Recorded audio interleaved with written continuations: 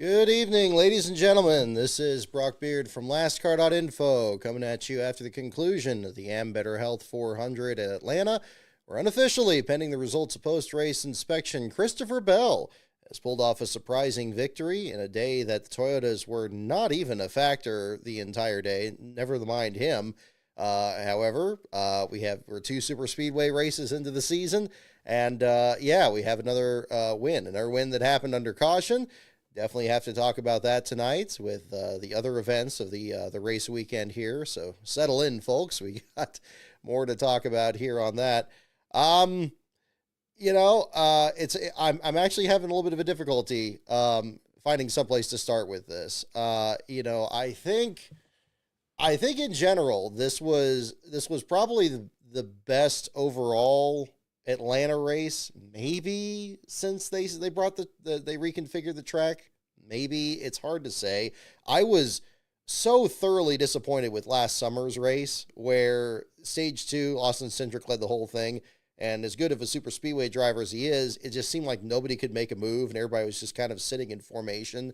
I saw in this race here the beginnings of kind of what people are talking about that really are passionate about this reconfiguration. And I think that there were some positive signs in this, although I don't think the overall product was that much different, honestly, from the last couple of years.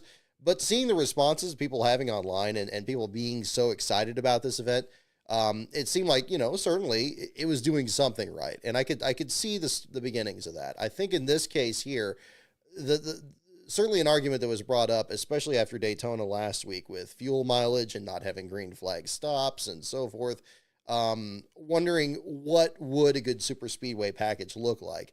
And the consensus seemed to be for most people that, the way that the cars are racing tonight in Atlanta was much better, much more competitive and much closer to what we would see in a traditional super speedway race, maybe, a generation ago or thereabouts. With the track getting slick. We saw some posts earlier this week saying that the surface is starting to age, kind of showing that and then indicating that maybe handling was going to be a bigger issue. We heard this from some of the broadcasters this weekend, including today. I liked that it didn't seem like a complete crapshoot in this one. It seemed like you more or less had to, earn your way up there and stay up there. And it wasn't easy to stay up there because we had a number of lead changes in this. But it didn't have to be an entire 3-wide pack, the entire field, and everybody just locked in this formation and, everybody afraid to just like sneeze or twitch because that's going to cause a huge accident. It didn't feel like that in this sense. And I liked that a lot of the usual contenders that you would expect to be up there were generally up there. Again, Cindric had a fine run out there. Ryan Blaney looked very good as well. The Penske cars just as strong as they've always been. The Ford's keeping it up there. It's unfortunate Todd Gilliland had some bad luck at one point there and kind of shaking him out of contention there. And then a mix of people that would be surprising, and not just drivers that usually don't contend for wins, but drivers that don't usually contend for super speedway wins. Certainly Kyle Larson being the biggest name in that, and then Christopher Bell ultimately pulling off this victory as well. It was good to see them in the mix, and I could see where, this looks much closer to a traditional super speedway race. So this is a positive. I want to kind of lean into that too. Another thing that I thought was nice was that we had a mix of pack racing and breakaway packs, both at the front and the back of the field. The field was very, very tight in the first stage. Things were very neck and neck all the way to the back of the pack there, and that'll be something that'll chronicle in the Last Car article later tonight.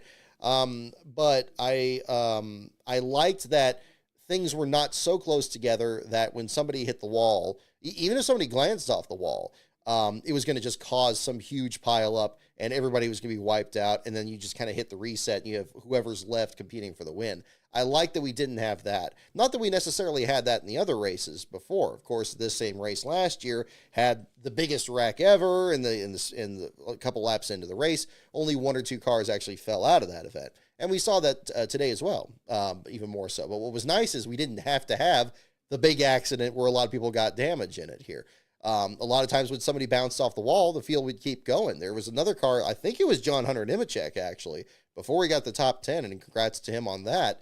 That bounced off the wall, and the booth was just like, oh, who was that? I don't know, and they just kind of moved on.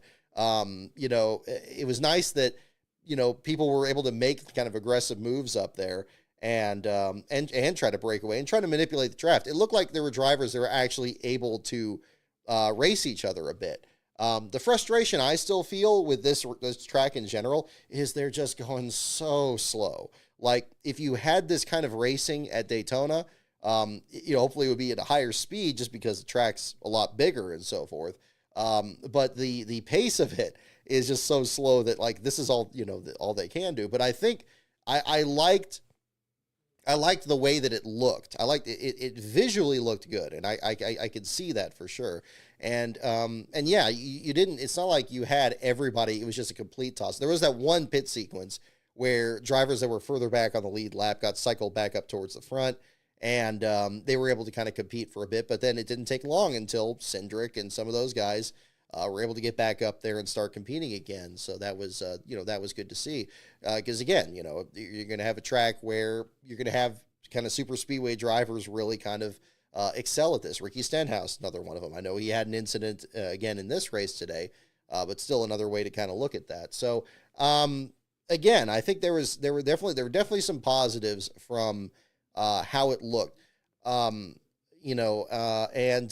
again, I liked that. Yeah, when somebody would bounce off the wall, it wouldn't cause a big wreck. When there was a wreck, it wouldn't be 15, 16 cars. It would maybe be 2 or 3 cars. The most serious of which, the one we saw with Daniel Suarez and Cole Custer, absolutely clobbered the outside wall there.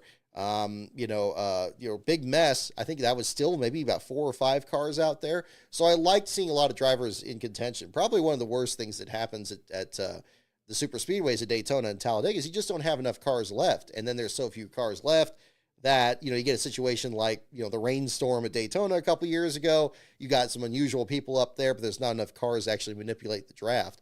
That was definitely not the case in this race here. So there are some positives. I'm still not 100% sold on this track as a super speedway. It still feels just wrong to me, but that may well just be a me problem, and maybe that's the case there. So, but I do like a lot of elements that were at play here. Now, I will say, at the same time, while watching all this in the race today, I don't know about you guys, but I felt very disengaged from the action itself, from like who was working their way through the pack and what move was being made and this and that. And that's where the booth comes in. And I found the booth very lacking in this broadcast tonight. And again, it's really, really unfortunate. I didn't feel like, I felt like I kept getting told that this race is really exciting and this is great. And last year's race had a 3-wide photo finish and it was the closest thing ever. And this finish is going to be amazing. This finish is going to be amazing, just over and over. And I'm just hearing that, but I'm like, okay, well, what the hell is going on the track? Like, who's doing what? Mike Joy, I appreciated him bringing up, when somebody was in the garage that brought up the power steering issue, and he kind of did a report on that. And then also brought up John Hunter Nemechek having a good run after the top 5 last week. There were things like that, but there needed to be a lot more of that. And I think that would have made the racing itself much more engaging. I found this to be a very sleepy and kind of uninteresting broadcast, honestly. I really had to focus to kind of pay attention to what's happening. Even in a race where about 2/3 of the distance, the last place battle was still up in the air. It was so hard for me to stay focused on it. And I don't think that's entirely the track. I don't think that's entirely this different kind of racing, as much as it is something that, admittedly, I am still adjusting to. I just think I'm not a big fan of this style of broadcasting where you're just talking about whatever. Like, if I just came on and just talked about this, just like I'm doing now, and there's cars going by on the track there, it wouldn't work. It wouldn't sync up right. You can't do that, but that's the way they approach this, especially like Clint and Harvick up there. It's not Race Hub. You're not just talking theoretically about something that's happening, or like you see one little move happen. It's like, oh, and here's the scenario. This is how that happens. And it's like, no. Just tell me what's happening. Stay engaged in it. Jump in there. I still feel like Jamie McMurray and Parker Kligerman did a solid job of that on Saturday. The problem with that race is it wasn't a very good race. The Xfinity Series package seems to really struggle in Atlanta, and I think they were trying to kind of get those moments in there, but it didn't come off that much. But I don't think that was a failure of the booth. I think that was more of a failure of the race itself. And then the Truck Series race was kind of a little bit of both, because you had Kyle Busch sandbagging and just kind of messing with everybody in the field, and the FS1 broadcast being an FS1 broadcast. So it was a little bit of everything this weekend. But I don't know. It's so tricky, because I know that it's all about the finish, and I've myself been saying that as well. But it was let me conclude that this is really exciting. You tell me what's happening and be excited about it. But if I'm excited about it, just let that happen here on this end, as everybody else. I just think that would be a much more logical way to approach it. Because it was so hard. It was so hard to stay focused in this one. And I thought it was the racing, but the more it went, and especially when like the action really ramped up and you started seeing, again, you had a really, really tight pack in the first and a bit of the second stage, and then it kind of started splitting up more, and you started seeing people kind of manipulate the draft. I really was hoping that play-by-play would really kick in. But man, I just wasn't feeling it. At that point there, I'm just kind of counting laps there until it wraps up, which is unfortunate, because I think, again, it reminds me so much of like a typical Truck Series race in particular. I thought the truck race at Daytona this year was fantastic, but you'd never know it if you were standing in the other room and just hearing the call, and I know there were people talking about listening to the radio, and how I feel about that. I think it's great. I think it's great to listen to the radio, and I think they have fantastic chops to really kind of bring that in. But it just shows where the TV broadcast needs to improve. And that was unfortunate. Just really unfortunate, because it's I don't know. It's just like it was the priorities were just not in the right place. And that's how I was kind of feeling there during the race here. So I don't know, it could be just a little bit of everything, but I'm willing to give it the benefit of the doubt, because again, I really want to emphasize that I think in this particular race, in terms of like the way it looked, and again, some of the production side of Fox also kind of has an issue here, where they're doing these speed shots and these dynamic shots, and they're just not shots that actually show you who's running where or what's happening, or where you could fill in when a car hit the wall when they don't know who it is or something like that. There were some issues with that at the same time. But yeah, it became increasingly apparent kind of the more it was going along there, which is unfortunate. And yeah, and then it's just kind of, it feels almost like it's just an assembly line. Like you're just watching traffic go by at that point. Like you're just like, you're in a car on the freeway or something, and just everybody else is just talking, and then they're not describing what's happening around you or anything. It almost feels like that. I don't know. I don't know what needs to be changed there. Again, whether it's a direction side or a talent side there. The question continues, because it was always kind of a little bit frustrating, because, I think that when they first reconfigured this track, you had that Atlanta race a couple of years ago where the wheels just flew off of the Xfinity broadcast, and they were talking about the shake and bake girls in the stands and the truck that ran into the tunnel and all that stuff, and it just completely came apart. It wasn't quite to that extent. It just felt very neutral, and it seems so bizarre to me that those broadcasts would happen in a race where they purposely reconfigured this track to be a super speedway, to get pack racing, get people really excited about it, because people were like tired of the old pavement, and they had to repave it anyway because it was falling apart. And, people kind of looking down their nose on the way that track handled. Although if you look back in the late 90s there were some pretty wild races out there too. It's you have that part of it playing out here, and all of this is supposed to be, people should be excited about it. People should be that excited about it. But I just feel all the time I'm getting told that this is exciting and not being shown it. I don't know. It's weird. It's weird. Something needs to be kind of figured out there, because this just felt so uneven today. And I feel like if you had the CW booth broadcast this race today, I think you would have had a really good experience. I think that would have really kind of finished off the feel to it. Even with Adam Alexander in there, as much as I'm not really a fan of his play-by-play, I think that would have worked really well. That's kind of where I am with this one here. But again, I thought, especially there were a couple segments of this last stage, especially I think before, which was it? There was about like a 15 or 20 lap run there where everybody was kind of sizing each other up, and you had people kind of working their way up to the front. And there, I think it was when Blaney was actually making moves to the lead and doing these slingshots. They would kind of pair up with somebody and then just drop out of line, be able to blast right on by. That was really great. That was exciting. I would love to see much more of that. And if that was the kind of racing we had at Daytona, I think that would be great too. I don't think that would justify them going, hopefully wouldn't require them going a lot slower or increasing drag or whatever the other side of that is there too. It's kind of interesting how that shook out. And it's unfortunate, this kind of dovetails right into the whole thing with the cautions there at the end. I thought Carson Hocevar was driving a very aggressive race in this one, and was very unapologetic about it, in his post-race interview. I'm sure by that point he'd already talked with several other drivers there before the pit road reporter was getting down there. But the moves he was making when he was actually kind of fighting his way through the middle, that was really, exhilarating. We've heard about the three wide photo finish so much since last year, but being able to kind of squirrel yourself in there and try to kind of, shove between Christopher Bell and Kyle Larson there at the end and try to kind of make a move there. That was great. And I know that both drivers, seem to be frustrated about when this caution came out or anything.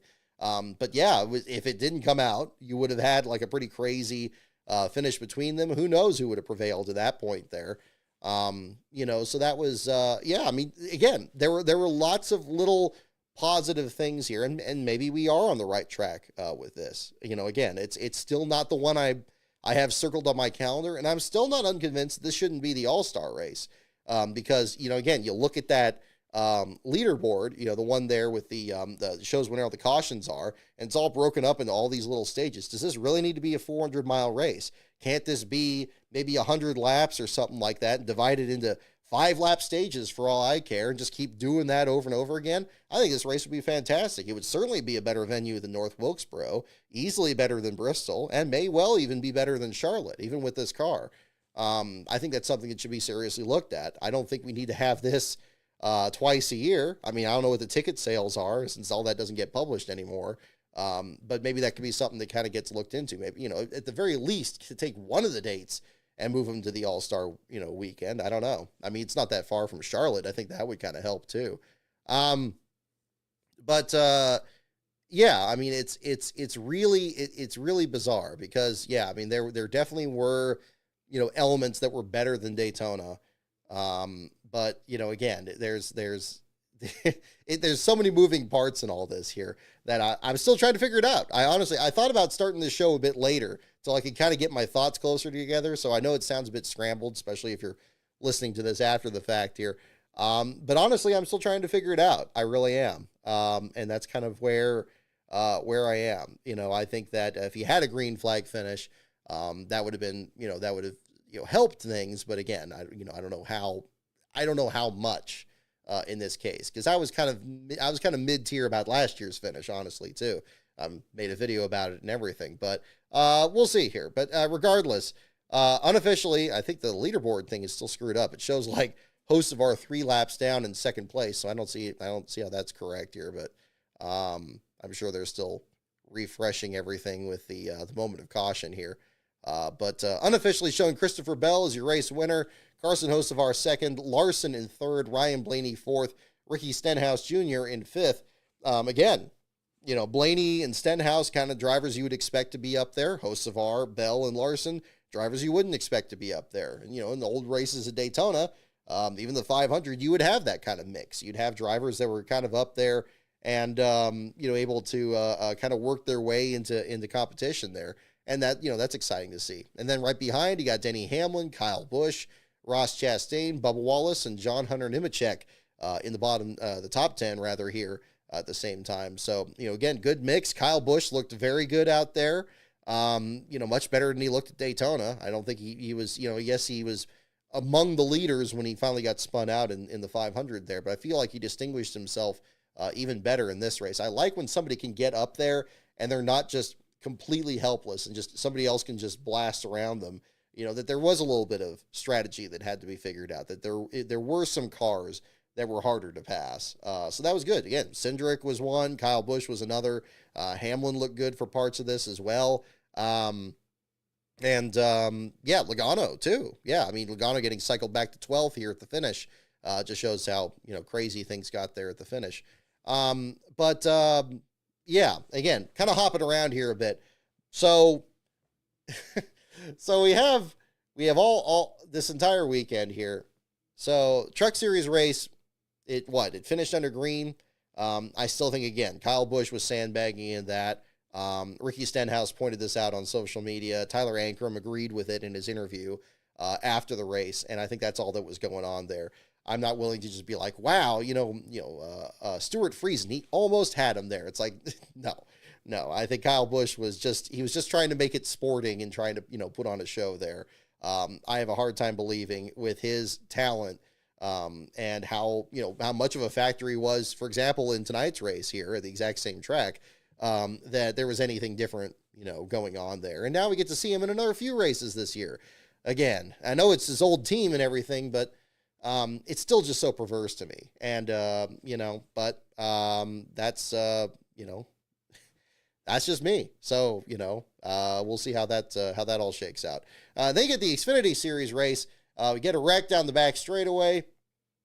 And the caution we have a situation where the caution doesn't come out, and you actually have a battle to the finish there. But then there was a lot of frustration. I know Ryan Ellis was very vocal in pointing this out, and I appreciate him pointing it out, including with freeze frames from the actual broadcast to show where he was running when the wreck happened on the back straightaway, and where he actually finished. And you have these other cars that are on the inside line. You have situations where other cars are running into each other. I think Carson Kvapil was one of the drivers that was involved on the apron there. Again, when you have like kind of a situation here with the caution flags on the last lap, I still do think that that is the supreme moment in the entire race. That's where the tensions are going to be the highest.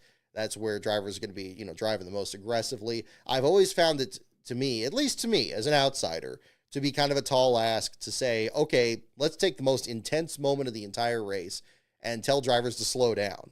That's going to be so difficult. And there's some times where, a caution comes out in the last lap. It doesn't happen anyway. I remember Dale Jarrett, who himself was the person that came out and complained about racing to the caution flag back in 2003. In 2005, when Kyle Petty wrecked by himself on the backstretch at Talladega, which ruined what was going to be a pretty good finish between him and I think it was like Tony Stewart and some other drivers up there. He kept his foot in it all the way to the finish line there. And okay, it's great. It was a cool moment in his career. Ultimately, it became his last Cup Series win. But again, what really would have been different, especially in that case where it was just one car. I know it may be too much to ask for the officials to discern, this accident versus that accident. This accident tonight where you had two cars wrecking on the back straightaway versus yesterday's accident where you had two cars wrecking on the back straightaway. And then NASCAR coming out and saying, well, that was our mistake. We're going to judge it differently tonight. I think still I think there's got to be some way for either the drivers to police themselves or for the officials to encourage enough consistency here where, something happens off the back straightaway. You have a couple cars there. The cars that are in front of the wreck are definitely in a different situation from the drivers in the back of the wreck. Do I think that, a bunch of cars should just mat it and drive through debris, risk getting in an accident? Yeah, that's the messier part of it. I think that is a harder thing to argue. And certainly Ellis found himself on the wrong side of that, which was terrible. And I think that, but again, on the flip side of that, if that was more reliably the rule, maybe the next time he'd be in the lower line and he'd be able to clear that traffic and he'd gain those spots. Maybe that would just come out in the wash. There'd be sometimes he'd lose spots and there's other times he'd gain spots. Certainly in this case, it was a situation where he lost spots there. Among the leaders, when they're battling for the lead and, again, they're they're racing for position there, it just gets so messy. It gets to be such a difficult situation there where, yeah, you have the start finish line. This is what you're racing for the entire day, or the next flag ends the race, and just how much that takes out of the air here. I mean, we saw it again tonight in this race here. It seems like the consensus seems to be that this was a really exciting race, but maybe the finish wasn't that good, and I think that's more or less agreeable here.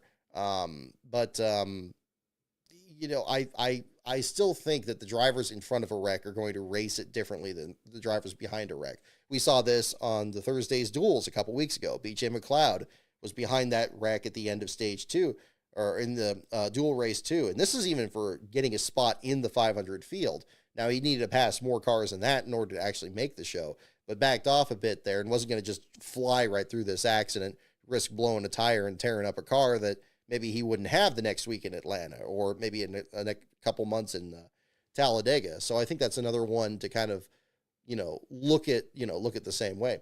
Oh, Michelangelo, just look at your comment there too. If fans can judge it from home and in the stands, NASCAR should be able to. Very good point. Very good point. I think that's very good. It just shouldn't be this complicated. I think that's what I'm driving at here. It shouldn't be that complicated. If you're ahead of the wreck and you're battling for the lead, you have something to race for there too. Not saying it, fights don't happen, middle of the pack either. And again, in Ellis's case, it was between battling for 10th spot or falling to 17th or 18th place. Yeah, that absolutely had an effect, on that too. But the focus is still on who's battling for the win. They're the ones that are going to be battling, the hardest in that case. So if it's a situation where I don't know if they can split this, where if you're ahead of the accident, that you can actually race for the win, or if you're behind the accident, you just got to back off and slow down. I don't know if that's practical to do because you got two different things happening at the exact same time. But again, and what does that mean to drivers in the accident? Do they keep going? Where are they going to be scored in relation to the people behind them?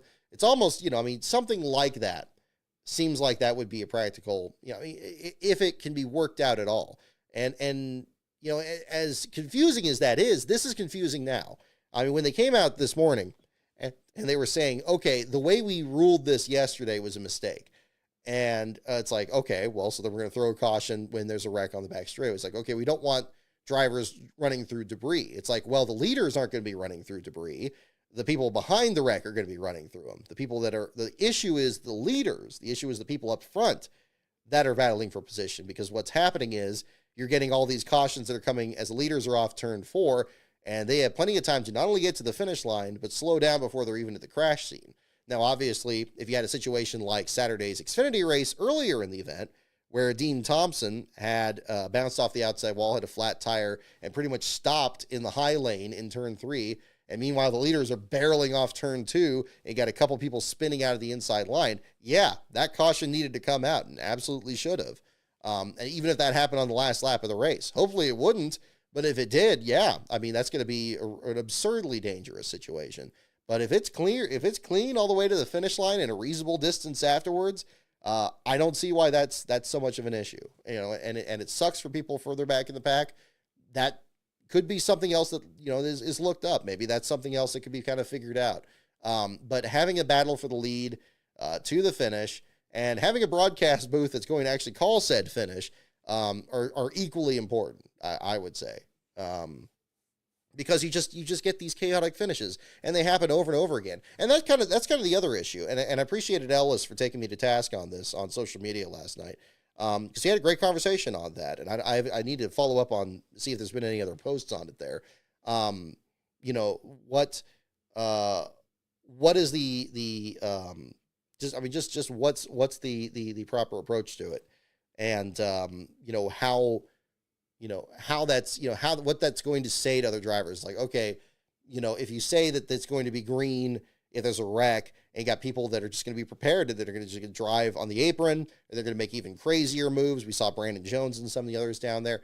What I'm kind of thinking is what's going to, like, big picture, like in the long term, if you have a caution, if you know that there's going to be green flag finishes, maybe they're not going to, maybe the person that's running in like 12th place isn't going to make a really absurd move to try to get 11th and get in the wreck to begin with. And maybe, you know, they're not going to be in a situation where, you know, they're going to cause something like that. Maybe they're going to back off. Maybe they're going to approach it a little bit differently. Because that's kind of the interesting thing, is that racing to the caution flag at the finish of these races has been around for decades, has been around for the sport as long as it's been. And, you know, yes, there's been serious accidents that have happened. You know, I think there was one that came up, I think it was the one that I did with NASCAR, man, that actually was an issue with the start of the race, where you had, what was it, the Raleigh Speedway deal? And they, you know, had a poorly lit track, couldn't see a car stuck on the field, but that was the start of the race. Usually at the finish of the race, you know, it's a very different, you know, situation. Even Dale Earnhardt's accident in 2001, you know, the fact that that was a fatal accident was not because they continued to race to the finish line and Michael Waltrip held on Dale Jr. It's much like the yellow line rule. I think it's something that it's medicine that's been created, but it's not curing the right illness. You know, it's like, maybe there'll be a problem, you know, maybe it's something that'll fix another issue. Like, for example, having people race to the caution flag on all the other cautions. I could agree with that. I think doing it for every caution, especially now when you have stage cautions and you have like 5, 10, 15 cautions in a race, if you had everybody race to the line on each one of those, yeah, that would be absurd. And I think we're lucky in that sense that it wasn't too much of an issue until really like late 90s, early 2000s, Dale Jarrett's wreck at New Hampshire and so forth. But racing to the finish line, I don't think it's really as much of an issue there too. So again, and people always talk about the drivers not racing with respect. I do think the rules play a factor in that.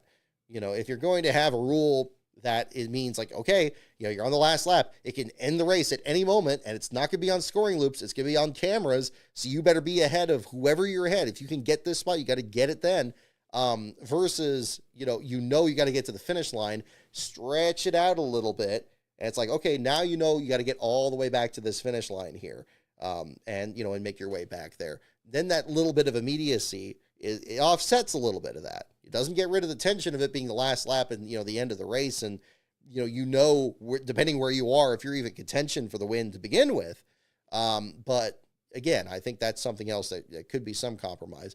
So, and again, something where it's less rules, I think is still preferable, you know? So again, if we don't have to split hairs on this. Again, I don't know if my idea of, freezing the field behind the wreck versus ahead of the wreck is even something practical that can be done.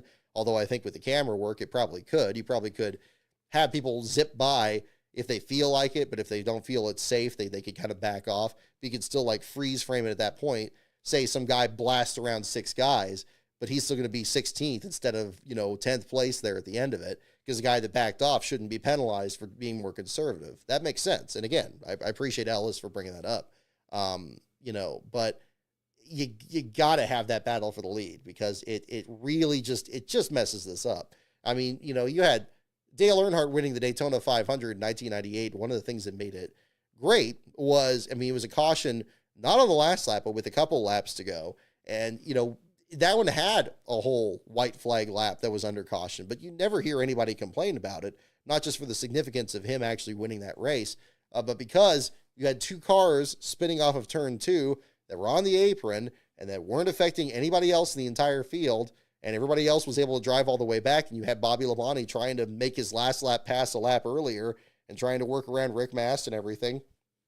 Exhilarating. So you still had a good battle to, some finish there. And that's probably another part of this that needs to be looked at too. Something that maybe could get rid of the green, white, checkered rule. I don't want to go fully into that, because I kind of went into that a little bit in my video I did last year on that.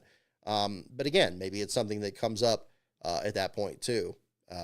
So, have like a zone of number of laps in the end of the race where, that becomes the last lap. Not having races to the caution under every caution, but kind of acknowledging that that's something that needs to be worked out. So, Yeah, I think that would be something else that that would look up. Norris, I like your comment. NASCAR would find a way to screw up your idea, Brock. Yeah, that's very possible. That's very possible. I wouldn't rule it out. So yeah, and again, it's a lot of little pieces that need to be worked out here. But yeah. I mean, again, I don't. I feel like I'm repeating myself here, so I'll try not to do that too much here.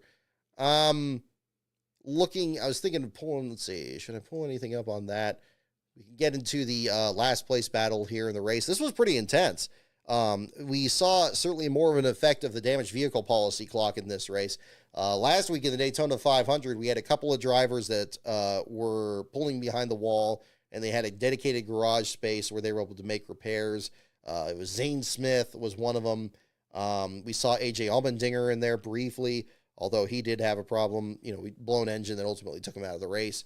So you had a couple drivers they were able to get back out there. Josh Berry was one of the other ones. Great run by Berry tonight too, by the way. He looked like he was really going to be in position to actually get it, be the latest first-time winner for the Wood brothers, as they, again, Mike did a good job mentioning that in the broadcast too. Just needed way more of that. But that was going to be a really interesting story there too. But the damaged vehicle policy was much more of an issue today. We saw first we had Michael McDowell, who had a power steering pump issue in the first stage. He it was really tight at the back of the field. It was back and forth. J.J. Yaley, Cody Ware, a couple other drivers back there trading the spot. Then at the same time, you got McDowell starting to kind of drop back through the pack, and then he lost touch with the draft. He went behind the wall. The team said, okay, well, look, it's going to be a pretty quick repair, so let's go ahead and kind of get that changed. So get the power steering pump back out. He gets back out on the track 6 laps down. And in most races, you're never going to even have a chance to kind of recover from that. But if you look at that green and yellow leaderboard there were enough cautions, and there were enough drivers that weren't in a similar position to him because of the super speedway format of this race. It was very hard for people to lose a lap, ironically, because even though the field would kind of come undone at certain points, it would always do it within enough of a range that there was probably no cars on the other half of the track. So that was kind of the situation here. And where did McDowell ultimately get? He was 13th at the finish. My goodness. Just an incredible rally there for him. And cool to have that be a continuing story in this. Again, I think that was one thing that was done pretty well. There were some good elements from the booth here. I feel that, they were more isolated from each other, and that's why they stood out more, versus it usually seemed to happen under caution versus something in the moment, during a battle for the lead or somebody making a move or something like that. But McDowell's was certainly one of those, and he started to climb through the field. A couple of drivers that weren't quite as fortunate here.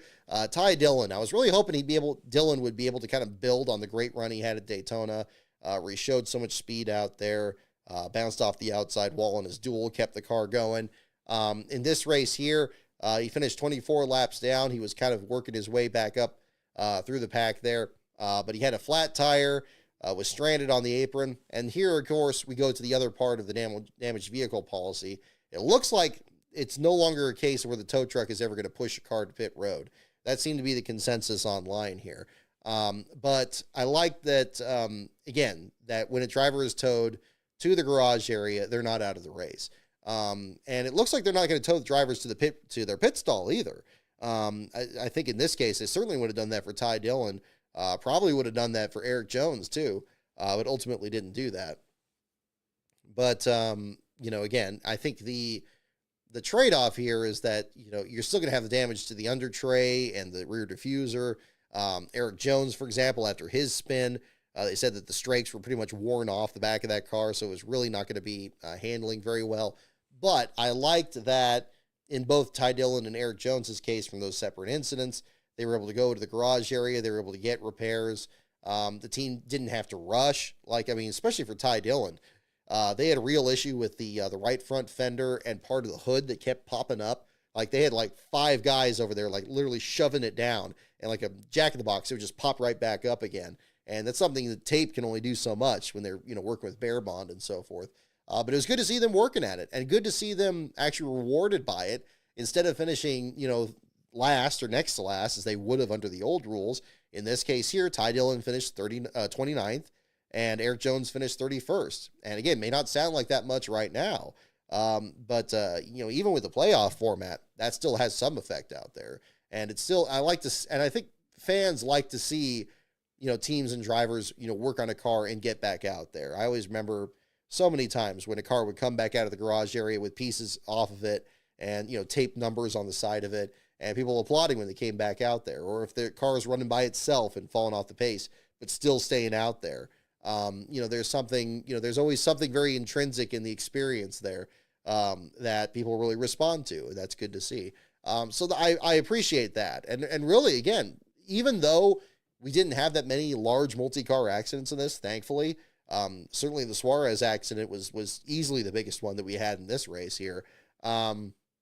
They had enough time to actually climb past that group. Suarez, Gregson, Custer, Yaley, all those guys ended up further back in the lineup there.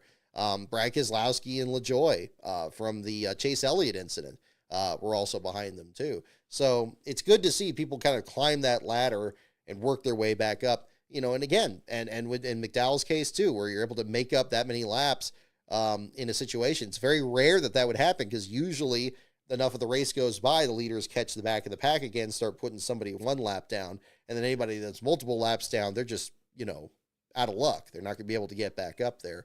So that was really enjoyable to see. I think that was good. And I'm particularly going to be excited to see how much of an effect that's going to have on the short tracks. We go to like Martinsville or Bristol. Martinsville has had pretty low attrition lately, but hopefully things kind of turn the corner there. And the road courses, we saw that steering failure that Ryan Blaney had at Watkins Glen last year. That had put him in last place. Never really got a chance to see what he could do. Again, is that something that could have been fixed in, 2 or 3 laps on a road course, or is that something that would have been several more laps? Maybe he'd gain a couple of spots. And then, of course, in the playoffs, when it comes down to elimination rounds and it's down to 1 or 2 points out there, is somebody going to be able to get back out of the garage in that case? If they're in a situation where they need to get X number of points, can they still do that? Hopefully that becomes something interesting. As much as I'm not a fan of the playoffs, that would still be a story in a full season championship too. In fact, it'd be more important, because you don't know how many points the person needs here in the second race of the season versus the rest of the year too. So that was another one also. Joseph Schneiderman, yeah, you bring up a good point there. Richard Petty's 200th win, exactly. Yeah, Doug Heveron actually flipped his car in turn 1, and you still had a battle for the lead. And in fact, even a change for second when Yarborough went down pit road too soon. So kind of another crazy thing to look at the same time. But this leads us all to our last place finisher of the race. Looked like it was going to be Ty Dillon, who took the spot from McDowell. Then Jones took it from Dillon. Both them climbed up. And Brad Keselowski ends up your last place finisher. Only the third he's had in the Cup Series. His first wasn't until 2020 at Michigan in the August race a few years ago. He had the longest streak without a last place finish until this one. I actually have some more statistics. I know you may notice I didn't bring up that more about the last time the number 6 finished last at Darlington. I actually have some research I need to do on that, because there's one where it did not start, but which I do still count.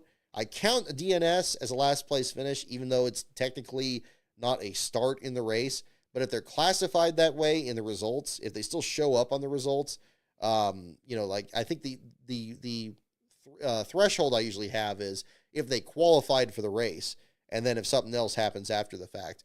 Because we even have more recently, Josh Wise, I remember in the duels, he actually qualified for the dual race, and then he had an ignition failure that kept him from starting the dual race, and that wasn't listed as a DNS, it was listed as an ignition failure. So again, I need to do some research on that. It may vary as to who was the most recent number 6 to finish last at Atlanta. But again, stay tuned for the article on that. That'll be another thing that'll be coming up here shortly. But Brad Keselowski in last, Corey LaJoie in 38th, Yaley, Custer, and Ware in your bottom 5. Tough break for Yaley. I was really hoping the New York racing team was going to have a good run. I brought out my Steakhouse Elite shirt here for the program there today. Especially after missing out on the 500 last week, trying to get a decent run out there. I remember Greg Biffle getting a top 20 in this car at this track a couple of years ago. Again, one positive side of this reconfiguration is, you do have the potential of having these stories from open teams that are just looking to have a great run out there. Unfortunately, in most cases, it really wasn't the storyline here today. Corey LaJoie, same deal there back in the 38th spot after a great run at Daytona. Unfortunately, here gets involved in the Chase Elliott one, just got clipped by the number 9 there, and that was just enough to damage that car there too. So a rough deal. I don't know how many more races he's going to be doing here. I know there was a lot that was already publicized about how they were able to fund that effort and get back out there. So I don't know what position he's in on that, especially after the run he had at Daytona last week. But we'll see when that story coming up here too. Looking further back, Austin Cindric was my fantasy pick this week. I really thought I had a good chance at it here, especially after he pretty much, again, was pretty much uncontested in the second stage of the summer race last year. It seemed like it was only a matter of time to be able to pull it off here. Unfortunately, ends up back in the 28th spot there. Yeah, I'm just kind of a mess there a bit at the end. BJ McLeod, the one open team that did get a great run, 22nd place finish. So kudos to him there, just on the outside of the top 20. Chase Elliott, mentioning him after the earlier incident there, getting in the 20th spot. Ryan Preece bouncing back from the Daytona run there with the 18th place finish. Riley Herbst was one I was pretty surprised in. The entire opening stint of the race, he was running right at the back of the field. Cody Ware and Yaley were really battling him for position, and it seemed like the 35 just wasn't in the track very well. He was kind of sliding all over the place. But him getting a 17th place finish, unofficially, all this unofficial, we'll find out what the official results are down the line here. Again, a decent run for him. Todd Gilliland, mentioned his flat tire there earlier, finishing back in the 15th spot there unofficially. Again, it seemed like, especially from last year when he was leading all those laps, and there was something that was reported earlier in the broadcast said that this car had even more downforce or felt even better than that car. An unfortunate deal. And also, something that needs to be looked at too is, now that we had more practice at Daytona, they really need to consider getting more practice here at this Atlanta race. And I think the reason that they don't usually have, as much practice, they say, it's like a cost-cutting measure and all that too. Of course, they always have concerns about if there's a big wreck and it's going to wipe out a lot of cars here. I think now that we're seeing in these Atlanta races here where you're not getting a lot of those big field-clearing wrecks, with one big exception in this race last year, hopefully they allow for more practice out there, because that was really an issue. Michael McDowell's power steering issue, that's the kind of thing that really should be figured out. If you have a mechanical issue, especially in the first stage of the race, when all you've done is qualifying and that's it, you don't have any chance to shake down the car at all. Even a brief practice, even like a happy hour or something, would probably be a great idea. Although a practice before qualifying would make sense too. Again, hopefully that's something that gets reconsidered at the same time. Josh Berry involved in that incident on the last lap back in the 25th spot here. And that's more or less all on that part of the field here. Let's see here. We can jump into the Xfinity and trucks. I know I kind of touched on both of those already here. If there's any other subjects you'd like me to talk about, definitely mention in the chat. I'll kind of take a look at the chat here at the same time. Death Killer, appreciate you tuning in here as well. How was the broadcast? Yeah, didn't do one here this week. Thought about it, but yeah, not this one. Yes, so the Saturday races, I always have to have that one tweet bookmarked every time we go to Atlanta. Like, what have we done to deserve this many Austin Hill wins? Pulls off another one. And I am just as confounded as you as to why Justin Allgaier wasn't able to pull off that victory there. It seemed like they were in the right position and didn't link up there. And I don't know what kind of kryptonites in that 21 car there. I think pretty much everybody knew going into yesterday's race that this was going to be the Richard Childress racing show. It was going to be Austin Hill, or it was going to be Jesse Love. Love did such a good job at Daytona once Austin Hill had dropped out, and that it was clear that, it's worse. It's not the 23 car from, the era where you had Michael Waltrip and Dale Jr., and they just teamed up and they're always drafting together. And if one doesn't win, it's always the other one. In this one here, even if the other one's out of the race, the other one is still going to be a threat. I mean, that's just how dominant they've been at these super speedways, and especially at Atlanta, and especially Austin Hill. And to see his name up there with mentioning about Dale Earnhardt and Dale Earnhardt Jr. or other drivers that excelled at the super speedways, it looks a little strange. Much like running the races at Atlanta, especially since such a large portion of his success has been this Atlanta race there too. Yeah, really kind of a different situation there.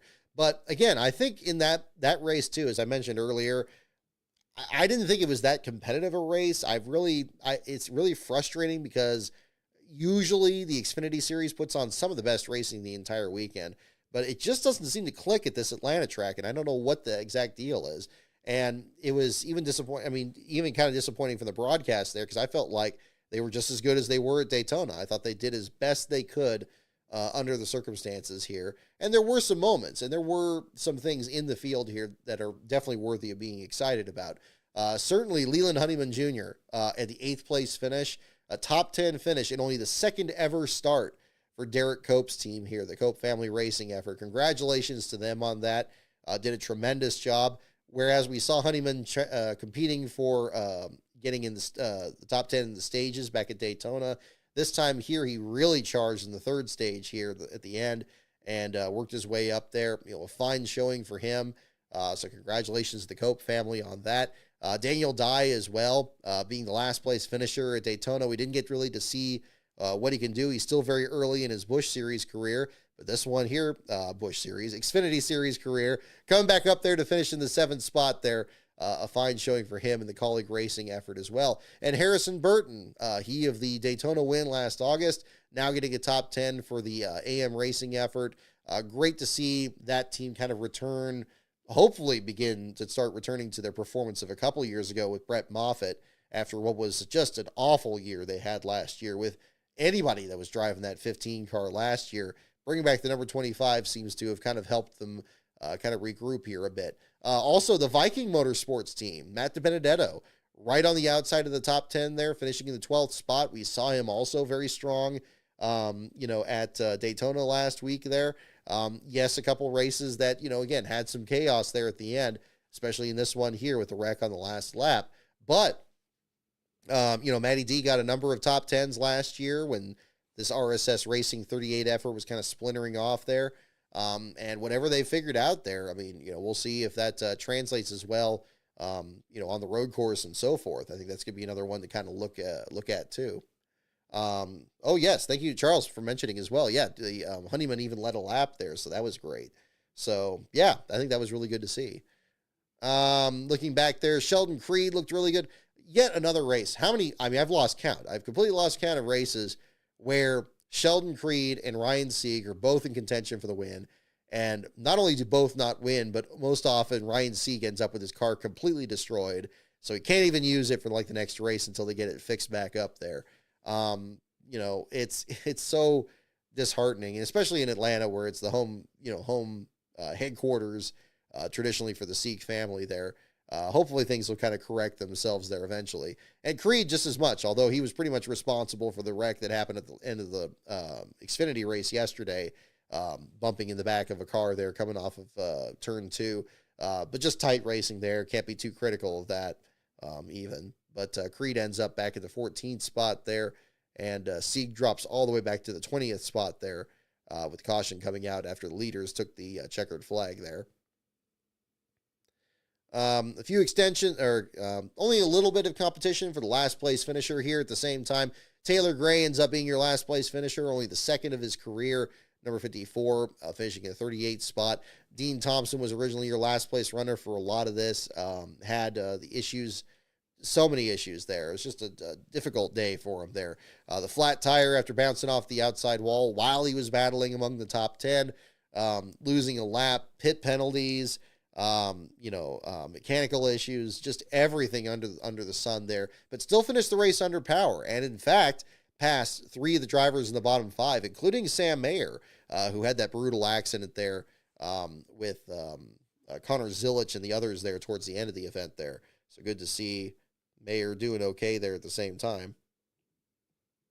Let me kind of get my notes pulled up here too. Let's see here. I just have sleep-inducing opening stages. Yeah, that's good. One of my notes on that one. Yeah, I actually fell asleep for most of the second stage of that Xfinity race yesterday. It's really unfortunate, and it wasn't the broadcast. It was definitely more the racing. For some reason, it's much more about like like I don't know. It's just so much more difficult to get around Austin Hill, and also the drivers at the back of the field, they splinter off so much easier than in the Cup Series one. So you had kind of a trailing draft at one point there. It just doesn't mesh very well for some reason, and I don't know what the solution is to that. Oh gosh, we got to talk about the Truck Series race too. Let's see. Let me get into that. Kind of getting into that. 107 viewers. Wow, my goodness. That's really good for this show. So thank you so much, everyone, for tuning in. We'll do some trivia here in a little bit. And yeah, we'll kind of address some other questions here on this. Let's see. What other notes do I have? I've got a couple other notes here, too. Yeah, so Keith McGee ends up being your last place finisher in the Truck Series race. The number 2 there for the Josh Rialm effort. An unfortunate series of mechanical issues as well, dropping him out on Saturday morning. First time the number 2 finished last in a Truck Series race since 1995 with Dave Ashley at Mesa Marin. This was even before Mike Bliss drove for Jim Smith's number 2 team. He was driving the number 08 that day, which was kind of more the flagship entry there at the time. But McGee ends up being your last place finisher here, dropping out with electrical problems. They had issues where the truck just kept shutting off. Made a couple attempts to return to the race, just didn't work out there. That ends up being the case. In fact, the streak actually almost ended when we covered Texas back in 2021. Sheldon Creed actually got last in the race we attended for covering that race weekend for the All-Star weekend out there. But that same race saw Ross Chastain disqualified from the event in the Al Neese effort, and so that ended up not being Creed's last place run for the GMS racing team, which fielded the number 2. But it really does, somebody pointed this out on social media as well, about all the number of wins and success that the number 2 had the Truck Series. And if you really think about it, that is true. I mean, it's probably one of the most successful numbers in that series history, between the time with GMS, with Ultra Motorsports, with KHI, and then even last year with Nick Sanchez and the Rev Racing deal. For some reason, that's just always been a really successful number out there. Scott Riggs, we just saw him win his first truck race in the latest 500 Days episode. That was in the number 2. So yeah, it's a number that just, it ended up working out this way from the owner points that were left over from the Sanchez effort last year. But that's another way to look at that too. So Nathan Bird, William Sawalich, Raja Caruth, and Justin S. Carroll in your bottom 5. Most of that bottom 5 was determined in the biggest incident in that race. Definitely have to talk about this. Justin S. Carroll there reported afterwards they had an oil leak on the number 90 truck. There was shown some footage of him getting towed behind the wall there shortly afterwards. Nathan Bird had glanced off the outside wall there, and then while battling for the second spot, Raja Caruth spins out of the second spot. Really scary situation. Could have easily wadded up any number of trucks out there. Ends up getting William Sawalich involved. Andre Perez de Lara was involved as well. Multi-truck accident there. It ended up being a really extensive cleanup. Seemed like the situation was that the track was just oiled down. The caution didn't come out when it needed to, and you had this big pileup. And, of course, this led to the other altercation that happened under the same caution and the red flag afterwards, where you had the entire leaders sitting down on the inside of the backstretch on the apron, and then the track blower coming right by and just blowing kitty litter into all the trucks. And these poor guys, they can't go anywhere. They're not able to move because it's under the red flag. All the trucks still have the open passenger side window and this large, space. It's a large window too because the Truck Series headroom is so high. You ever see like the onboard camera in these, even with the current models, that's the way it looks. And just an awful situation. I mean, NASCAR, whoever was in charge of coordinating that, and I know there's a lot of, things moving at the same time, but you should be able to anticipate that when the track blower is coming down the back straightaway and you got a whole line of the entire lead pack sitting there, it's going to be a mess. And, I don't know how much of factor it was in the outcome because Kyle Busch still pulled off the victory there. But just an unnecessary incident there. And I think that's pretty much the consensus of everybody. So hopefully it's something that doesn't become common, especially where there's so many electronics in these cars. I imagine, kitty litter, the coarseness of kitty litter is it's been a while since we had a cat, but I mean, is so, it's so coarse. And I'm sure the composite that they use for the stage dry is, it's what they changed this back in 2008, 2007 for synthetic oils. So it's probably even more coarse than it's ever been. I mean, that could be, I don't know. It seems too much to say it could be dangerous, but then again, the speeds they're going out there, and, maybe if something is knocked loose of one of these cars or whatever else happens out there, just an absurd situation. And it's so bizarre the way it played out. The booth even was anticipating it was going to happen. So kind of going with Michelangelo's comment here earlier, if we can all see it coming, how come they can't? I think that's definitely one other way to look at that there too. But Kyle Busch pulling off the victory there as if that was ever in doubt. He probably could drive through an entire beach of kitty litter and still pull off the victory there. And indeed he did, leading 80 of 135 laps. And, once he pulled off that photo finish with Stuart Friesen, it's just like, I just felt stupid in that moment. It's like, well, why did I ever think that anything different was going to happen in that moment? But that's just kind of the way it plays out there. And we'll see how many more of the starts he makes here. I guess probably by my own rules, or the thing I suggested a couple of years ago, I probably can't be that upset about it in this case here, because as I suggested, if you're going to have a driver compete in the lower series, it probably should be somebody that doesn't qualify for the playoffs the previous year. I think, as much as frustrating as it is with Kyle Busch, knowing that he has this extensive history, especially at the Atlanta track, whatever the configuration is, of just being utterly dominant there in the Truck Series. He didn't win the Cup Series last year. He wasn't in the playoffs last year. Under that same rule, I would have, if that rule were actually in place, I wouldn't have had a problem with, this. I probably would have just not watched the truck race probably at that point. I don't know. Still have to watch the beginning to get the last place battle there, but who knows? But that's probably why I don't feel as despondent about it as maybe in the past year, even last year. That's another kind of discussion there too. Bailey Curry finishing the 4th spot, coming from the back of the field. Good for him. Chandler Smith there with a mechanical issue there, coming back from 28th on the grid to finish 5th.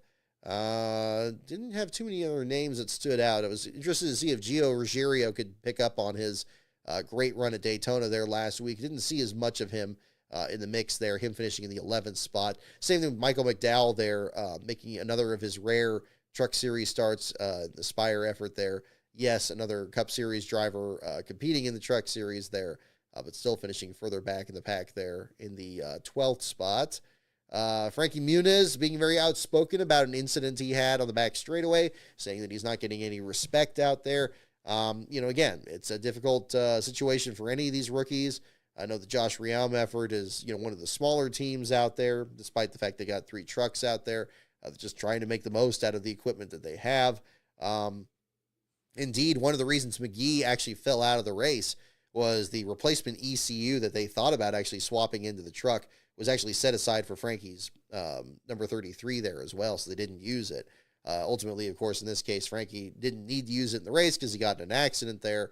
But regardless, it's still something to kind of look at there throughout the field. Got a feel for Connor Mosack. He's had a really difficult start to this year. Missed the start of the Daytona race last week. Had a mechanical issue that kept him from taking the green flag. Still ended up getting back out there, running laps down. This time here, he wins the pole, which is a great feather in his cap, leading 30 laps of this race. Ends up still getting in an accident there, drops back to the 25th spot. So difficult first couple of races for him with the McAnally effort here. Hopefully things turn around in Las Vegas when the Truck Series returns in a couple of weeks here. Of course, the Circuit of the Americas will have Xfinity and the Cup Series side coming out next week on the short course. I think that's going to be really interesting to see here. So we'll find out what the stories are going to be there as well. Lane Riggs getting caught by the double yellow line, or I guess double white line rule in this case. Had a really exciting move for the lead. kind of, hinting at what we saw at a Hocevar earlier tonight. But Riggs doing a fine job out there. Getting this pass, didn't get the lead. Jack Wood ended up winning stage one. Then, unfortunately, Riggs gets the black flag there for the out of bounds violation. Then, when he comes in, he has an electrical issue. He has to get a push. He loses laps, falls out of contention. We saw so many mechanical issues in the Truck Series race, which, once again, like in the Cup race today, could have been cleared up with more practice. Hopefully, that's something that's looked at there, too. But regardless, Riggs ends up back in the 20th spot there at the finish. We saw something very similar out of Corey Heim as well when he ran out of gas. The team still had trouble getting him fired up. He ends up back in 23rd. Just surprised to see so much. Not surprised, I guess, so much as to see how much mechanical issues. But, again, a little frustrating there at the same time there, too. Daniel Hemrick with a fine job out there. He ended up 16th at the finish, but drove up there Harry Gant style with part of the front fascia, the fender taken off of his truck, and actually had the lead very briefly before Kyle Busch decided to do what he does and get up there and take the win. But still, it was fun for a moment there, especially for a team that has excelled so well these last couple of years here, especially Eckes last year in the Truck Series. Luke Fenhouse was another driver that was very impressive on Saturday morning. Was right up there in the Thor Sport truck. Looked like he was going to be on his way to a top 10, maybe even a top 5 finish, which is impressive because he only has, 3 or 4 Truck Series starts, but the local hero from one of those SRX races from a couple of years ago, still making a name for himself and hopefully becomes an increasing presence in the Truck Series as he works his way up the ranks. So that'll be something exciting to see coming up here too. Las Vegas, maybe a chance at pulling off a first victory. Is that too soon to say? We're going to find out. But having another Wisconsin driver out there, I know, is something certainly exciting. I've seen a lot of comments on social media here about people being excited about somebody being from the same area as Scott Wimmer and Dave Marcus and Matt Kenseth and all the other talents, Dick Trickle that we've had out of Wisconsin. I think that'd be great. One of my staff writers, William Saki, is also very high on him as well, writing about him. So I think that'll be something very exciting to see coming up. So again, a lot of drivers, new faces, and new places, and those are going to be good stories coming up here too. Let's see. Hey there, Kyle. Thank you for tuning in. Hoping the officiating becomes consistent. Well, we're all hoping for that, but not sure if we're going to get that there at the same time, but we'll find out. Alrighty. Let's see here. Let's see. Seeing Charles Peterson's comment there on the Saturday race and then the Z's here from the nap during that event too. Let's see. Kind of want to brush through this here. Sir Wrinklestein, I like your comment there as well. My take is that if a wreck happens before turn 3, throw the yellow. If it's after that, let him race. I mean, yeah, that's another way, to look at it. I think it almost seems like another factor in NASCAR's decision-making is where exactly the wreck is taking place. In both the Xfinity race yesterday and the race today, it was a wreck that was around about 10th or 12th place there, so it was among the leaders, and then ended up being something where you still had a number of cars behind it that could get involved in the accident if they kept going full tilt versus still enough cars that could settle the wind between each other. Again, it's a difficult situation, but I think at least trying things out, I don't think is unreasonable to look into. Let's see. But certainly the way they broke it down today going into the Cup race was not clear enough. I mean, saying that, okay, yeah, we're going to, if something like this happens, then, okay, yeah, we're going to make the same call. It's like, okay, well, it's crazy. It's crazy. It needed to be cleared up quite a bit more. Let's see. I doubt anyone else in this chat has been to Iceland. Okay, I don't know. Let's see.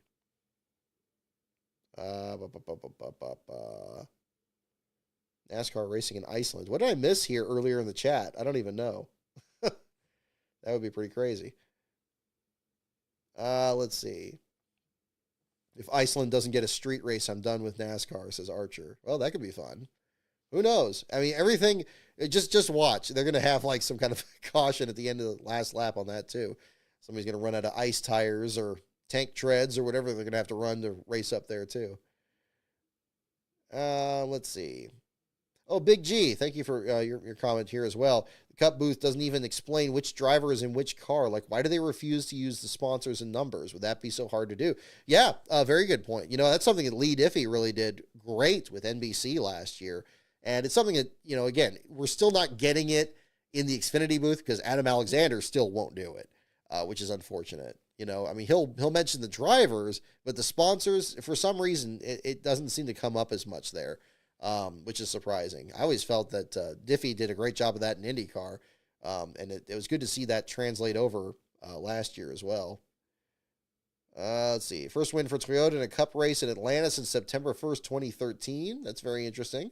Donnie Hodgkins, thank you for that.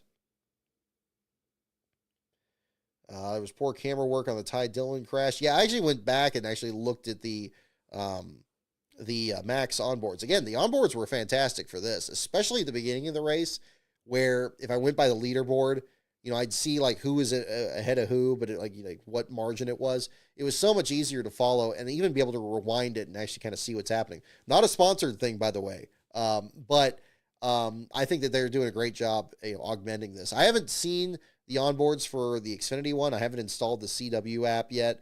I anticipate trying that for COTA this week because I think the road courses are going to be just as critical to figuring out what's happening. Even on the short course, it's still going to be a pretty big track with a lot of tight corners, and it'll be a little tricky to figure out. I mean, a whole lot can happen, you know, from one lap to the next there at the back of the field. So I hope to catch that this next week here and cover that at the same time.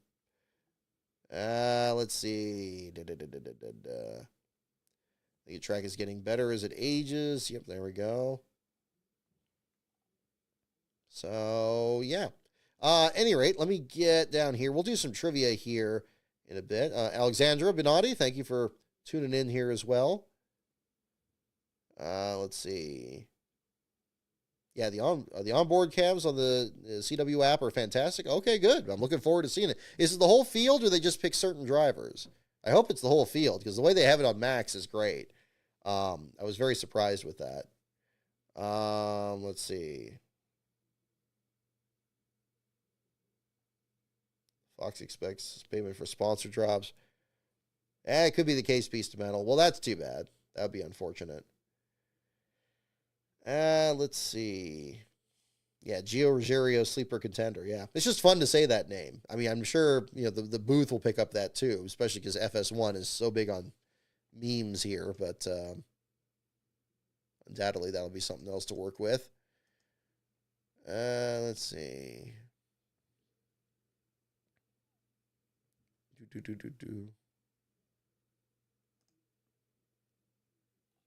Wow, the comments getting very heated here on the subject of the cautions here. I'm just kind of checking out the Twitter feed here at the same time. I have to kind of unpack this here at the same time. I still can't get over the comedy of it. I mean, one of the biggest reasons I've enjoyed the sport for so many years is sometimes there are just ridiculous moments that happen. And it's so bizarre because, on the one hand, it is, a really, spectacular thing that these drivers are able to accomplish. And it is a very dangerous sport at the same time. But then, something will happen like in the broadcast tonight where they were playing the Corey Himes segment way too early and they didn't have the sound and it looked like Larry McReynolds was saying the words and that was funny. And then they had the pit crew segment for William Byron's pit crew and they just completely stepped over the top of it. And I thought they played that. Didn't they play that? They had one of these segments where Jimmy Little was talking over it. You could just hear her voice a little bit. I don't know. Something was going a little haywire in the production booth. It wasn't quite, again, the 2022 race bad, but I mean it was a little shaky there along the way. Let's see here. Okay, yeah, let's do some trivia questions here. And if you guys have any other questions or anything else I missed talking about, we could talk about Chase Briscoe's penalty, looking to kind of make up points from the rear spoiler issue. Don't really have too much to really add on that. But again, seeing a driver get negative points in the first few races, getting flashbacks to Michael Waltrip in '07 there. Again, it's interesting to see how late that came out during the week. I didn't really expect there was going to be new penalties there, but sometimes that's the way things go. I don't know how much that would have helped him in the qualifying, or if that was a factor in there, but that was another part of it. Denny Hamlin's stream, I thought, or his podcast was interesting. I liked, I definitely understand his frustration as much as I can about him getting wrecked out of the lead on the last lap. And I think in looking at those replays since our show last week, we looked at a lot of replays of the wrecks in last week's race. We didn't really have a great angle of what on earth was going on with Cole Custer and Chase Briscoe there at the end. I do think Briscoe kind of stuck his nose in there pretty quickly, but understandably trying to help Hamlin there on the last lap. I think that was a great move. But Cole Custer cutting left there and then causing a big wreck. Not sure if I'd agree with that as much. I do like when Joey Logano came out this week and talked about his incident with Ricky Stenhouse. I thought he had a very matter-of-fact kind of description of what happened there. And that's kind of the way it looked, where it's like, had kind of a move, hesitated a little bit when, Stenhouse was coming down. Then it looked like he had to move again and kind of went in there. And then by the time he did it that second time, the field was stacked up behind him. He couldn't back off, and there was a wreck. And that's kind of the way it looked like. It looked like he just got kind of trapped in there, kind of, cave diver style there, where it's just kind of closed in a little bit. And it's like, oh, nope, I can't get out of this. And then everything just kind of spiraled out there, and that was a big mess there. But, again, certainly looking from 1 week to the next here. And Logano had some good runs here for parts of this event today, but didn't quite pull it off here at the same time. We'll do some trivia questions here in the meantime here. So again, we'll bring out the late 90s deal here. So the categories once again are NASCAR, pits, teams, tracks, drivers, and the wild card. Once again, they are NASCAR, pits, teams, tracks, drivers, and the wild card. So go ahead and mention in the chat which one you'd like me to do some questions from, and we'll do that here for the closing part. Will they ever put power back in the cars at this track, says Baby Strawberries? Good question. I mean, I feel like that's going to get some resistance at this point, because I think you have a pretty large segment of the fan population that really likes this racing, and the way it is. To me, it's still it seems, even though it's a much, faster lap than at Daytona, it just looks kind of slow. It looks kind of sluggish, and the cautions just seem to take forever.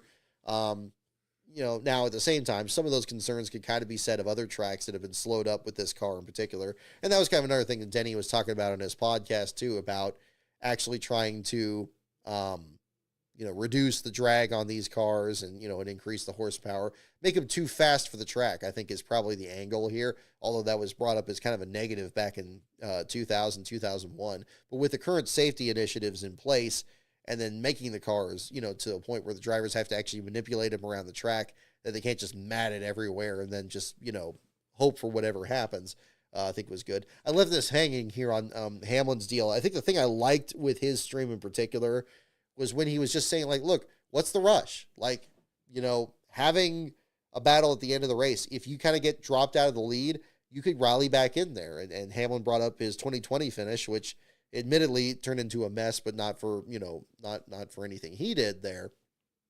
Ryan Newman blasted around him for the lead on the back straightaway, but he still had time to kind of catch back up and get there because the track is so big and you have all these other zones, you can kind of get a big run there. And ultimately, yeah, you did have a change for the lead, not in a way that everybody wanted to have happen. But it still is true that actually did occur there. But in this case here, you don't need to be throwing a block that wrecks out, everybody else's car or risks damaging your own. That's what I found the Logano and Stenhouse accident so galling last week was, here it is, 15 laps to go. They don't need to be fighting this hard for sixth place. You drop back, you get up there, you drop back. If you have a fast enough car, you can get through there. Now, yeah, certainly by the last lap, you're running out of time. And if you're 15th, you're probably not going to get up to the front unless there is a big field clearing wreck. And hopefully that doesn't become the norm because, yeah, that was so frustrating last week. We had at least 3 multi-car accidents at the end of that race. that each one completely changed the complexion of the race from one to the next, instead of having somebody, dodging each and trying to stay up there. Indeed, Byron came close to a couple of those, but neither of them did he come close when he actually had the lead. So that was kind of the frustrating part of that. But yeah, and I liked that, I like that he described Austin Cindric's style of super speedway driving as being much closer to the way it used to be, where, yeah, he's going to be very aggressive and working his way up there and working the draft and getting up there and defending his spot if he can up there. We even saw that tonight. So that's good to see versus, yeah, just causing a wreck, risking your own car, risking taking yourself out, and doing that with, 2/3 of the way left on the last lap or 15 laps to go. It just gets ridiculous. It's really stupid. So, that doesn't need to happen out there. And the only thing I didn't agree with him, and I know he was making a point that I agreed with, saying like, okay, well, look, NASCAR is going to kind of brush this under the rug because one of their big name drivers still won the race. If it had been, and he used the example of John Hunter Nemechek, then okay, maybe people would say, all right, well, look, things have gone too far. It's showing that this race is a crapshoot. I think, if Nemechek did pull off that win, and I will admit some bias here, I was very impressed with how well he was staying in and around the top 10. And again, he did it again today. I made the statement earlier this week that I think Legacy Motor Club has already made massive gains from last year. And, John Hunter Nemechek on his own channel did a video this week saying that, how much turnover has happened at that team and saying that I think there's only 2 members of the team, not including himself, that were still on that program this year. So I don't know how much turnover there was on Eric Jones's or Jimmy Johnson's, but I anticipate it was probably just about as much. Because they definitely had their share of frustrations from both those teams there too. But again, we'll see how John Hunter does at the road course next week, and especially in Las Vegas, we start getting to these downforce tracks there again and see if the speed is there too. But, again, I think that the great run they had in the Clash, Jones almost winning last chance qualifier, Nemechek getting top 5 there, Jimmy getting into the 500 on speed, finishing in 3rd, Nemechek not having as much speed in the draft, but still getting 5th. And Eric Jones should have won the dual race. That's an awful lot. Yes, very, very early in the year. Not saying they're going for the championship here, but certainly an improvement from last year. That just shows, how much they were struggling last year. Even the years before that, too, with Noah Gragson and all that was going on there with that and the struggles they had during the last part of GMS's investment in the team. So, we'll see, we'll see how things turn around. I'll also be interested to see if Ty Dillon bounces back after kind of a disappointing end to this one. He had the flat tire in the Daytona 500, has another flat tire in this one, and both of them just completely sabotaged what could have been pretty solid runs. But I don't want to fall too much into that where you say like, well, shoot, I would have won if I hadn't lost. It's like, well, duh, but still at the same time, I think it's worth something looking at the same time.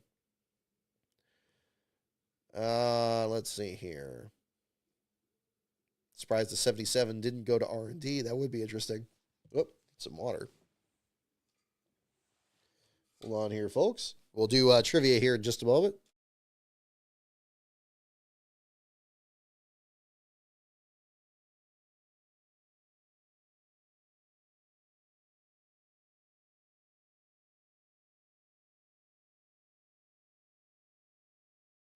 Alrighty.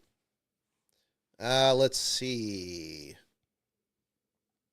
Which category? Oh, we have inspection complete, no issues. Is that true? Let's go ahead and check that while we're on here, too. Yes, indeed. 5 minutes ago, Bob Parker's tweeting, tech complete, no issues. Bell is the winner. Bush and Smith cars to the R&D center. And, yep, as you're mentioning there, too, yeah, no inspection for Hocevar's car there. So there you go. So Brad Keselowski will be your last place finisher for today's race. And we'll have that article up there later tonight. Alrighty. Let's see. Which category we have? Okay, there we are. Tracks, wild card, NASCAR, drivers, teams. We're kind of all over the place here. Don't really have a front runner here. Let's see. Well, we'll just go ahead and do NASCAR. We'll do that. It can be something a little different. I don't think we've done that one in a while.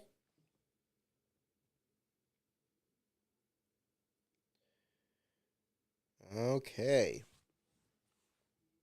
And we'll jump into that. First question here. What U.S. president first invited the NASCAR community to a White House dinner? There we go. We got a history question to start off. Yeah, we'll do NASCAR here on this one. What U.S. president first invited the NASCAR community to a White House dinner? So don't look it up. Try to guess. Presidential history. Remember, this is a late 90s deal here, so some candidates will not be the right answer here on this one. But there you go. It'll be the first one. Which U.S. president first invited the NASCAR community to a White House dinner is the question. I gotta say, I didn't talk about this on last week's show because I didn't watch it yet, and I should have watched it before the 500 resumed. I don't know why I didn't. I just had so many videos bookmarked during speed weeks, and I'm just now catching up on them. But I really, really liked the promo that Anthony Mackie did for the Daytona 500 last week. I thought that was so good. Oh, it was so good. I watched it at lunch the day after the race, and it brought tears to my eyes. I was like, man, this is so good. It's so kinetic and everything. It's not perfect. I mean, nothing is. You know, when you say like, you know, okay, it's always started here. It's like, well, I mean, okay, it hasn't, but I mean, it sounds cool. So it's like, all right, I'm vibing with it. I'm going with it. But yeah, the race like no other video, if you haven't seen it, oh, it's so good. I really enjoyed it. I didn't see it during the broadcast. I don't usually watch the pre-race that much. I saw they did the Josh Lucas one and the Morgan Freeman one, and those were okay. But yeah, that one it was so good. That's the kind of thing I'm shooting for when I was doing like a lot of those promos back on the old starting grid days. I thought that was a lot of fun to watch. So I've watched that entirely too much. It's only got like 18,000 views, which is pretty surprising. Probably half of those are mine, maybe at this point. I don't know. Maybe not that much, but yeah. Let's see here. Let me get the question again. What U.S. president first invited the NASCAR community to a White House dinner? And the answer is President Carter. President Carter is the answer. Now, number you said Nixon. I don't think you're wrong on that because didn't Mike Joy say something about Nixon? Is either Nixon attending a race or inviting the champion over or something? But maybe this was a specific issue here on this. But a lot of you picked Carter or Nixon on that. Yeah, so it's going with that one. Alrighty. Let's see here. Oh, okay. That one's a little bit too easy. Ooh, here we go. Next question here. What post-war sedan ruled NASCAR's first two strictly stock years? What post-war sedan ruled NASCAR's first two strictly stock years? Kind of another aside here, and I know this is a video on my third channel here, but as we're streaming this tonight here, the SS United States, which I did a video on my third channel last year, is currently being transported across the eastern seaboard to Mobile, Alabama, where she's going to be prepared to be sunk as an artificial reef. But definitely a subject that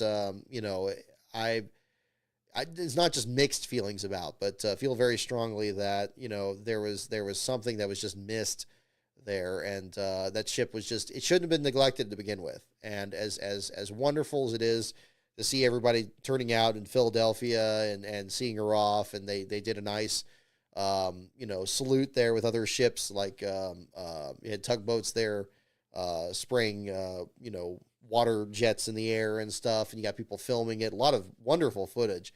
Part-Time Explorer here on YouTube did a great video there following the ship down the river there. It's still just such a sad moment there. That ship certainly deserved better for being the fastest luxury liner that's ever been built. Still has the record, strictly speaking, since 1952, been laid up since 1969. It's the asbestos had been stripped out of her many years ago. Her fittings are no longer in there, and it's really sad what's happened. If you haven't seen the video I've done on it, definitely check out my third channel, Brock's other videos.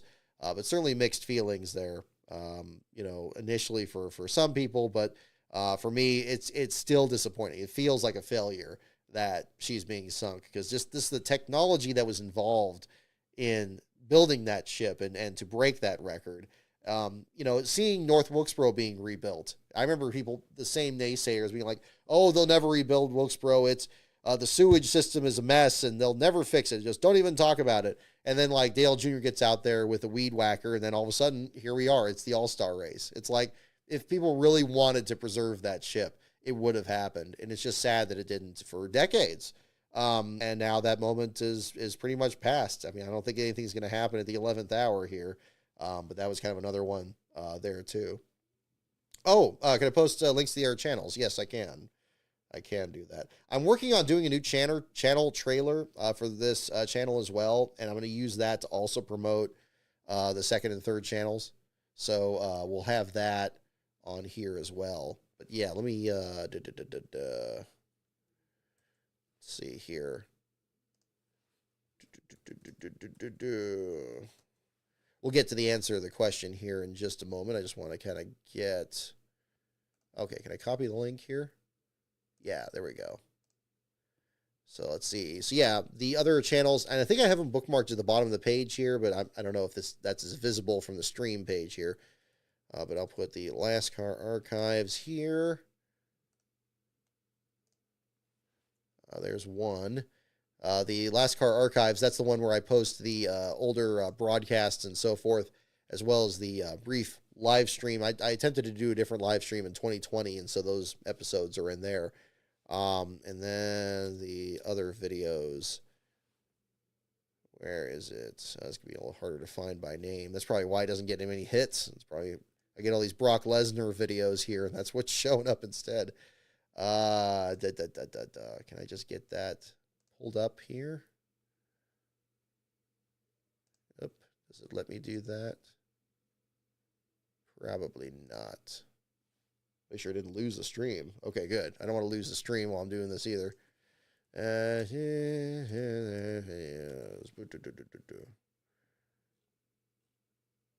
Gosh, I may have to actually rename this channel, because it's going to be too hard to find. Oh my goodness. I know it's on there. Yeah, let's see. I could probably just drop the link. Yeah, let me just drop the link this way. I want to close the right tab. And here we go. I think it'll show up here. Hopefully that link works. Does that link work? Hopefully it goes to the right channel. I don't think I gave it another name. Ah, yeah, there it is. Okay, that's the one. That's the one.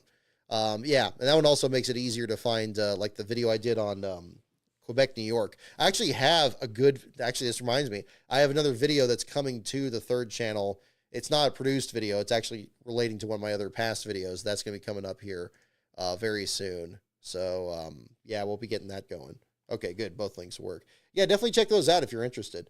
So, yeah, I have the second channel there that covered that. And that's got my old NASCAR content on there, especially videos that I recorded while doing the starting grids those first few years.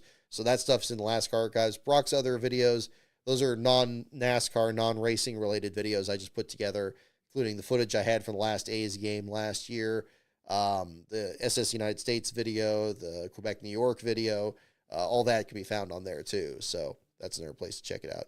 Let me read the answer to the question here in the meantime. What post-war sedan ruled NASCAR's first two strictly stock years? The answer is the Oldsmobile Rocket 88.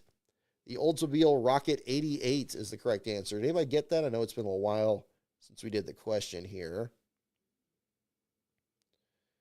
Hudson Hornet, Chevy Bel Air, Doc Hudson, Ford Fairlane, Hudson, Nash. Several good guesses. Several good guesses. Nixon wrote a letter to Pete Hamilton after Daytona or Talladega in 1970. Okay, there you go. So there you go. Marshall Teague, Bel Air. I don't think anybody got the Olds here. Did anybody guess Oldsmobile? I didn't see that on here. At least it's according to this. Yeah, Studebaker sounds like it. Maybe something like that. Those of you guessing Hudson, again, I think you're very close to it there. But yeah, not quite. Yeah, the Oldsmobile 88. I thought it was going to be like the 49 Ford or something. Like it was going to be something much more conventional. Because that was the whole point. You had people like picking something that was easy to get, but then souping it up to carry moonshine. But I guess the Oldsmobile Rocket 88 is the correct one. Alrighty. Let's see here. Actually, how about this? I've had some problems with my second screen here, but let me do this. We'll kind of pull it up together here.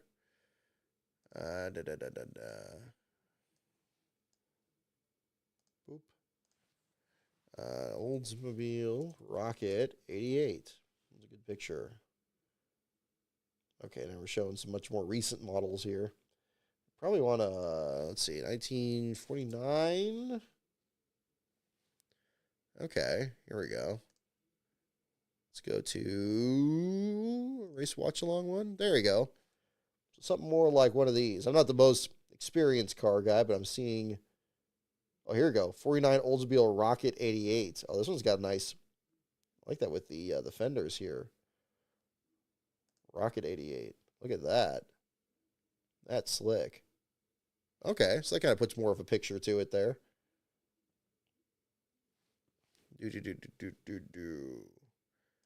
Back to here again. Yeah, it's back when they had cars with a bit more personality or identity. Yeah, I'm with you. That is more interesting for sure.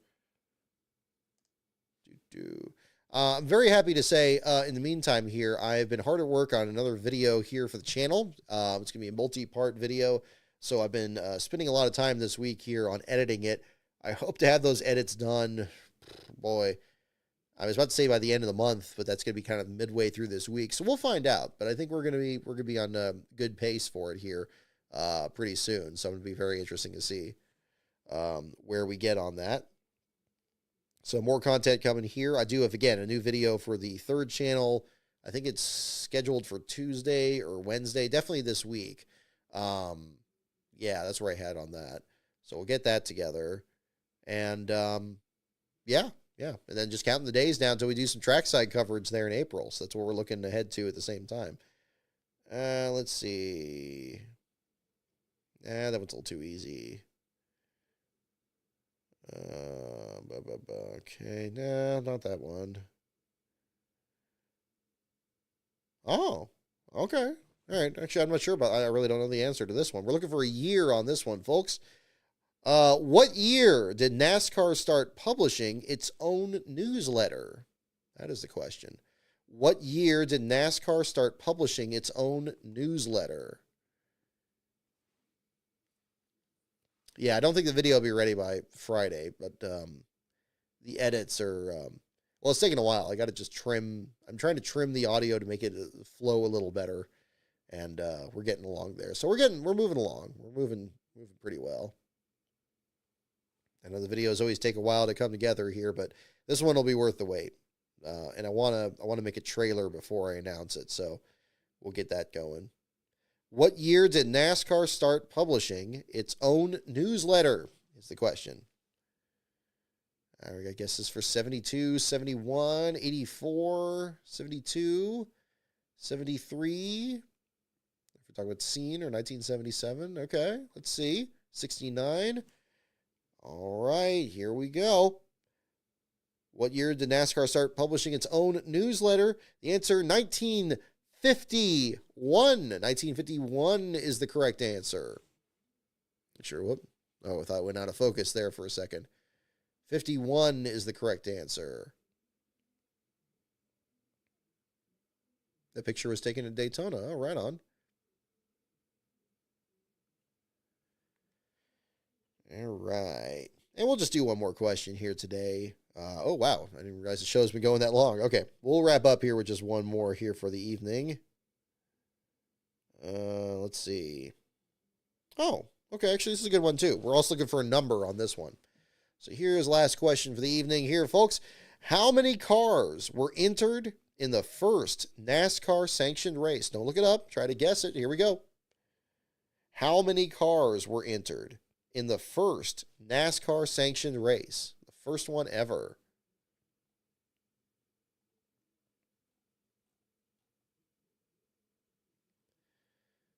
Alrighty.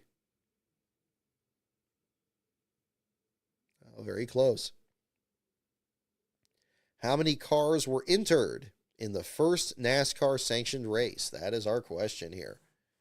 Just going to check my notes once more here, make sure I had more or less the topics I wanted to discuss here. Yeah, I kind of covered that already. Yeah. No, that's probably about it. It always, in the moment, it never feels like I'm not sure how much I'm actually saying, or if I'm just saying like, it's like, oh, well, this happened. Well, we'll have to find out what happened there. Like, I know some stories have kind of been like that, but again, yeah, I still kind of grappling with this Atlanta track. I really am. I'm not coming out of this one as negative as I've been in the last couple of years. And maybe the CW broadcast on Saturday helped, despite the fact the race wasn't very good. And the racing, there were definitely moments. There were moments that were definitely captivating in this race tonight, which was good to see. I'm just coming to terms with it. And I guess I don't mind sharing that with you guys. So, I'm sure everybody else is on a different spot when it comes to that, but that'll be another one too. Alrighty. How many cars were entered in the first NASCAR sanctioned race? We got a lot of guesses here. We got 20 and 50 and 28 and 57 and 45 and 11. It's kind of all over the place. But we'll see. All righty. Okay. How many cars were entered in the first NASCAR sanctioned race? The answer on this is 33. 33. I don't think anybody got that. Closest without going over, it looks like it's Zachary Leffler and Bean Boy got 28. 33 was the correct answer. Yeah, we actually had some more challenging questions tonight. So, hey, that's kind of how that shakes out. All righty.